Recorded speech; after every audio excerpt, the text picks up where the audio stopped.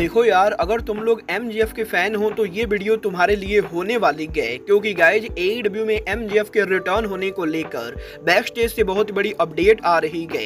AEW के एक बड़े रेसलर के ऊपर टोनी खान यहाँ पर काफी ज्यादा एंग्री गए। मर्सिडीज मोन के एईडब्ल्यू के ज्वाइन करने के रियल रीजन को लेकर मोन ने काफी बड़ा खुलासा कर दिया है। एईडब्ल्यू और सीएमएल के पार्टनरशिप को लेकर कोनन का काफी बड़ा स्टेटमेंट आ चुका है। बुली रे के टीएनए से लीव करने को लेकर टीएनए ने ऑफिशियल अनाउंसमेंट कर दी गए। तो गाइज वहीं पॉल वाइट एईडब्ल्यू पर कब रिटर्न करेंगे, पॉल वाइट ने भी ये कंफर्म कर दिया है। तो गाइज चलिए बिना किसी देरी के शुरू करते हैं इस वीडियो को। और गाइज सबसे पहले बात करेंगे टोनी खान और एईडब्ल्यू की। वेल गाइज ये बात तो हम सभी लोगों को मालूम है, एईडब्ल्यू कंपनी के फाउंडेशन के बाद पिछले कुछ सालों के अंदर टोनी खान ने एईडब्ल्यू कंपनी के अंदर काफी सारे बड़े रेसलर्स को साइन किया है। बट गाइज एईडब्ल्यू हिस्ट्री में टोनी खान ने जिस रेसलर को सबसे बड़ा साइन किया वो यहाँ पर सीएम पंक थे। और गाइज लास्ट ईयर एईडब्ल्यू के ऑल इन 2023 के ऊपर जंगल बॉय जैक पेरी के ऑन स्क्रीन पर सीएम पंक को मॉक करने की वजह से एईडब्ल्यू के ऑल इन पर ब्रॉल हुआ, जिस ब्रॉल के बाद टोनी खान को ना चाहते हुए भी सीएम पंक को फायर करना पड़ा। और गाइज जहां सीएम पंक एईडब्ल्यू से फायर्ड हुए वहीं जंगल बॉय जैक पेरी को एईडब्ल्यू के अंदर इंडेफिनिट टाइम के लिए सस्पेंड किया गया। बट गाइज यहीं अब एईडब्ल्यू के अंदर जंगल बॉय जैक पेरी के रिटर्न होने को लेकर रेसलिंग ऑब्जर्वर की तरफ से काफी बड़ी अपडेट आ रही है। वेल गाइज इस हफ्ते एईडब्ल्यू के बैक स्टेज से अपडेट आ रही है कि वैसे तो एईडब्ल्यू ने सीएम पंक को फाइट करने के बाद जंगल बॉय जैक पेरी को फाइट किया था। बट गाइज अब क्योंकि एईडब्ल्यू के ऑल इन के पेपर व्यू पर उस ब्रॉल के अंदर करीबन 7 महीने से ज्यादा टाइम बीत चुका है, तो गाइज काफी सारे लोगों के मन में ये सवाल है कि jungle boy Jack Perry AEW पर रिटर्न कब करेंगे। वेल गाइज एईडब्ल्यू के बैक स्टेज से अपडेट आ रही है कि टोनी खान अब भी यहाँ पर जंगल बॉय जैक पेरी के ऊपर काफी ज्यादा एंग्री गए। और गाइज क्योंकि जंगल बॉय जैक पेरी के वजह से एईडब्ल्यू के ऑल इन के ऊपर ब्रॉल हुआ था और जंगल बॉय जैक पेरी के वजह से टोनी खान को एईडब्ल्यू के बिगेस्ट ड्रॉ को फाइट करना पड़ा था। तो गाइज इसीलिए टोनी खान अब भी एईडब्ल्यू के अंदर जंगल बॉय जैक पेरी को टीवी पर लाने में इंटरेस्टेड नहीं गए। और गाइज अब भी एईडब्ल्यू के बैक स्टेज के ऊपर Tony Khan jungle boy Jack Perry के ऊपर काफी ज्यादा मैच चल रहे गए। और गाइज यही वो मेन रीजन है जिसकी वजह से jungle boy Jack Perry AEW के टीवी पर काम ना करके बल्कि करंटली एनजेपीडब्ल्यू के अंदर काम कर रहे गए। और गाइज क्योंकि एईडब्ल्यू के बैक स्टेज के ऊपर अब भी यहाँ पर सीएम पंक के काफी सारे करीबी लोग काम करते गए, तो गाइज इसी रीजन की वजह से जंगल बॉय जैक पेरी का इस समय एईडब्ल्यू पर आना जैक पेरी के ऊपर भारी पड़ सकता है। और गाइज यहाँ पर एईडब्ल्यू के अंदर ना तो currently Tony Khan Jack Perry को लाना चाहते गए और ना ही और भी काफी सारे लोग जैक पेरी को लाना चाहते गए। मतलब ये तो आने वाला टाइम बताएगा कि जैक पेरी एईडब्ल्यू के अंदर उनका रिटर्न कब करेंगे।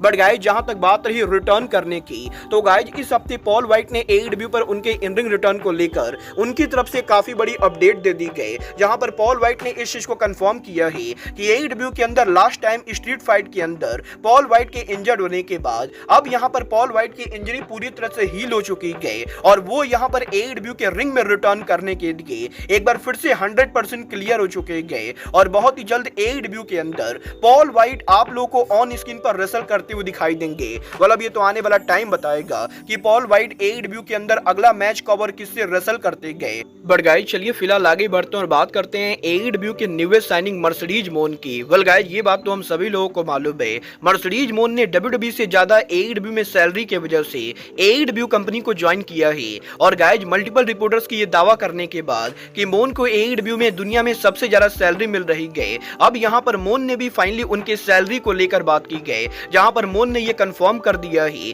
कि मोन को यहां पर रेसलिंग इंडस्ट्री के अंदर और किसी भी फीमेल रेसलर के मुकाबले सबसे ज्यादा सैलरी मिल रही है। और गाइज मर्सिडीज मोने का यह कहना है कि उन्होंने उनका नाम मर्सिडीज मोने सिर्फ इसलिए नहीं रखा है कि वो यहां पर शो ऑफ कर सके। गाइज यहां पर मर्सिडीज मोन को हाईएस्ट सैलरी मिलता है, ये यहां पर उनके नाम की वैल्यू गए। और गाइज यही मोन के इंटरव्यू के अंदर जब मोन से एईडब्ल्यू को ज्वाइन करने को लेकर बात की गई, तो गाइज मोन का यह कहना है कि डेफिनेटली यहां पर सैलरी एक वो रीजन था जिसकी वजह से मोन यहां पर एईडब्ल्यू के अंदर है। बट गाइज यहां पर सैलरी के अलावा और भी ऐसी कई सारी चीजें हैं जिनकी वजह से मोन ने डब्ल्यूडब्ल्यूई को छोड़कर एईडब्ल्यू कंपनी को ज्वाइन करने का फैसला किया है। और गाइज यहां पर मोन का यह कहना है कि वो यहां पर अगर डब्ल्यूडब्ल्यूई के अंदर जाती तो गाइज डब्ल्यूडब्ल्यूई में वापस जाने के बाद वो यहां पर वही सारी चीजें करती जो पहले उनके करियर में वो कर चुकी गए। और गाइज मोन पर्सनली ये बिलीव करती गए कि कभी भी किसी रेसलर को सिर्फ एक कंपनी के अंदर काम नहीं करना चाहिए, क्योंकि अगर कोई रेसलर एक ही कंपनी पर पूरे लाइफ में काम करेगा तो गाइज उसे यहाँ पर नई चीजें एक्सपीरियंस करने का मौका नहीं मिलेगा। और गाइज मर्सिडीज मोन किसी एक ब्रांड से लॉयल ना होके बल्कि पूरे रेसलिंग बिजनेस को हेल्प करना चाहती गए और इसीलिए वो यहाँ पर एडब्ल्यू कंपनी के अंदर आई गए, क्योंकि एडब्ल्यू के अंदर मोन को डब्ल्यूडब्ल्यूई के मुकाबले काफी ज्यादा क्रिएटिव फ्रीडम मिलने वाला है और वो यहाँ पर एडब्ल्यू के अंदर वो चीजें कर पाएंगी जो चीजें डब्ल्यूडब्ल्यूई के अंदर शायद वो कभी भी नहीं कर पाती। और गाइज मोन का ये कहना है कि वो यहाँ पर एडब्ल्यू के वुमेन डिवीजन के अंदर एक नया रिवोल्यूशन शुरू करने वाली गए, जो रिवोल्यूशन शायद वो डब्ल्यूडब्ल्यूई के अंदर कभी भी नहीं कर पाती। और वो यहाँ पर इस चीज को लेकर बहुत ज्यादा एक्साइटेड है कि वो एडब्ल्यू के वुमेन डिवीजन को कैसे लीड करेंगी। मतलब ये तो आने वाला टाइम बताएगा कि मोन यहाँ पर एडब्ल्यू के वुमेन डिवीजन को कैसे लीड करेंगी। बट गाइज चलिए फिलहाल आगे बढ़ते हैं और बात करते हैं टीएनए लेजेंड बुली रे की। वेल गाइज अगर आप लोग को नहीं मालूम है तो मैं आप लोग को बता दूं, बुली रे यहाँ पर पिछले काफी सालों से टीएनए रेसलिंग के कॉन्ट्रैक्ट के अंदर थी और वैसे तो वो शो पर कम ही काम करते गए, बट गाइज टीएनए रेसलिंग के अंदर प्रोड्यूसर के साथ साथ बुली रे यहाँ पर ऑन स्क्रीन पर रेसलर के साथ भी काम कर रहे थे। और गाइज यही टीएनए में मल्टीपल टाइम काम करने के बाद अब फाइनली टीएनए ने इस हफ्ते उनके ऑफिशियल वेबसाइट के ऊपर बुली रे को एक्टिव रोस्टर से हटा दिया है।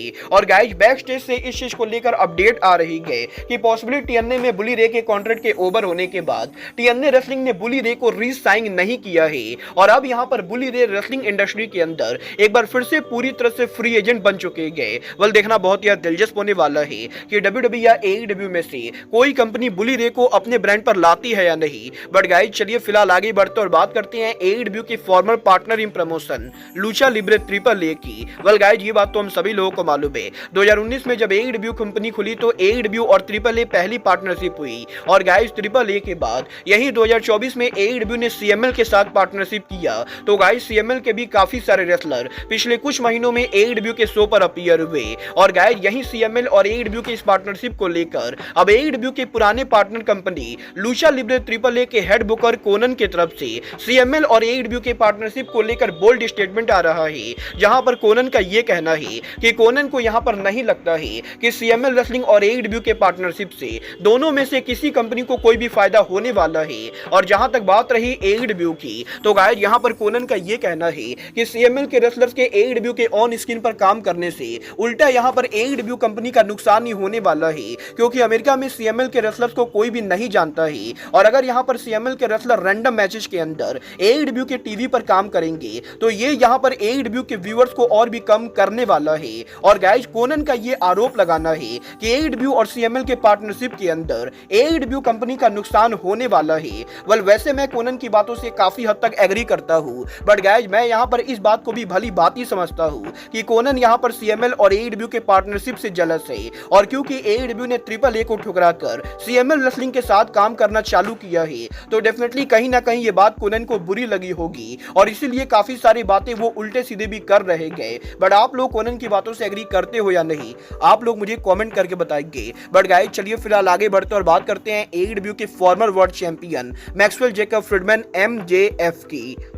वेल गाइज ये बात तो हम सभी लोगों को मालूम है कि लास्ट ईयर एईडब्ल्यू के new pay per view AEW world and के मेन इवेंट के ऊपर एमजेएफ एईडब्ल्यू पर हमें आखिरी बार देखने को मिले, जहां पर एमजेएफ ने उनका टाइटल समोआ जो से हारा था। और उसके बाद से पिछले 2.5 महीनों से एईडब्ल्यू के अंदर हमें यहां पर मैक्सवेल जैकब फ्रीडमैन देखने को नहीं मिले गए। और यहीं एईडब्ल्यू से गायब रहने के बाद अब काफी सारे फैंस के मन में ये सवाल है कि एमजेएफ एईडब्ल्यू पर कब रिटर्न करेंगे। वेल इस हफ्ते इंटरनेट से ये रूमर आ रही गए कि एमजेएफ एईडब्ल्यू के अंदर जिस शो पर रिटर्न करने वाले गए वो यहां पर एईडब्ल्यू का possibly brand new pay per view AEW dynasty होने वाला है। और गाइस क्योंकि एमजेएफ के एईडब्ल्यू में आने से पहले जब एमजेएफ एमएलडब्ल्यू के अंदर काम करते थे तो उस समय एमएलडब्ल्यू के अंदर एमजेएफ यहां पर डायनेस्टी नाम के फैक्शन में काम करते थे। और एमएलडब्ल्यू के इस डायनेस्टी फैक्शन के अंदर एमजेएफ हैमर स्टॉर्म और रिचर्ड हॉलिडे जैसे रेसलर एमएलडब्ल्यू में डायनेस्टी फैक्शन को रन किया करते थे। और अब जबकि एईडब्ल्यू के अंदर एईडब्ल्यू इसी फैक्शन के नेम डायनेस्टी को लेकर उनका ब्रांड न्यू पेपर व्यू करने जा रही गए तो इस चीज को लेकर काफी ज्यादा रूमर चल रही गए कि एईडब्ल्यू के डायनेस्टी पेपर व्यू के ऊपर एमजेएफ एईडब्ल्यू के अंदर रिटर्न करेंगे और पॉसिबली स्वर्ब और समोआ जो कि वर्ल्ड चैंपियनशिप मैच के ऊपर एमजेएफ की इंटरफेरेंस होने वाली गए। वेल फिलहाल तो मुझे इसके कम ही चांसेस लगते गए कि एमजेएफ डायनेस्टी पर रिटर्न करेंगे। वेल गाइस क्योंकि अभी तक किसी बड़े सोर्स ने एमजेएफ के रिटर्न को लेकर ऑफिशियल रिपोर्टिंग नहीं की गई तो गाइस इसीलिए मैं गारंटी से नहीं बोल सकता सकता हूँ कि MJF डायनेस्टी पर रिटर्न करेंगे या नहीं। वेल आप लोग MJF को डायनेस्टी पर देखना चाहते हो या नहीं, आप लोग मुझे कमेंट करके बताइए। बट गाइज अब आज के इस वीडियो में बस इतना ही। मैं मिलता हूँ आपसे अपने अगले वीडियो में। बट गाइज तब तक के लिए goodbye, good night and bang.